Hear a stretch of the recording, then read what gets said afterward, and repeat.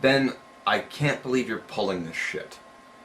It's bad enough that you couldn't keep your big mouth shut long enough as in Stickum to learn something, but now you drag it onto YouTube as well. I apologize to anyone else watching this. It's been an ongoing fight for perhaps the last week between people and the United Owls. It's just a bunch of drama that's basically ripped the room apart into at least 6 different pieces, and I don't blame you if you just turn it off now. Then, sexual identity is fundamentally a legal fiction? Says who? Lacan? Lacan was a hack who didn't know his desublimations from his subdialectic appropriations.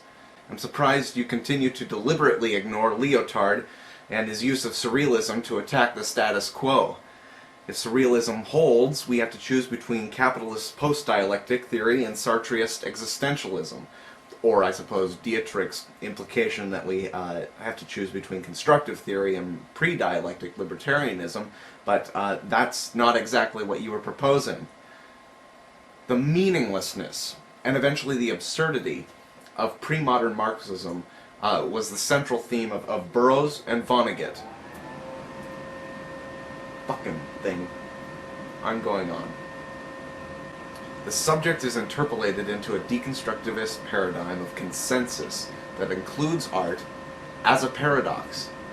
Now, Derrida did say that society is dead, but according to Latournier, it's not so much that society is dead, but the economy and thus the stasis of society. The premise of surrealism states that class, perhaps ironically, has intrinsic meaning.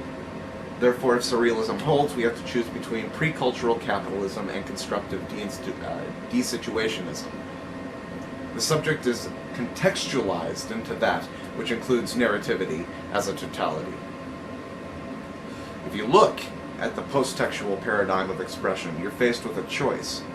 Either accept subtextual structural theory or conclude that discourse must come from communication. In other words, we have to choose between pre-modern Marxism and cultural neo-dialectic theory. But your poster boy, Debord, is more inclined to use surrealism to challenge sexism.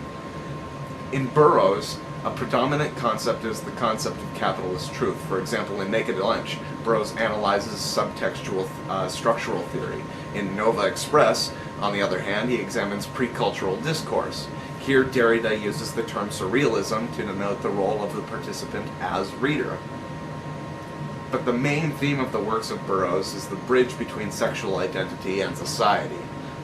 Guys like Foucault promote the use of subtextual structural theory to modify class. So if textual objectivism applies that the goal of the artist is deconstruction, the premise of surrealism is invalid. You're smart. I've respected you for a very long time and supported you even while I was silently disagreeing, but I'm tired of your bullshit. I'm tired of you thinking you know it all. That face that we make while listening to you isn't interest, but disgust at your dubious tirades. Just shut the fuck up.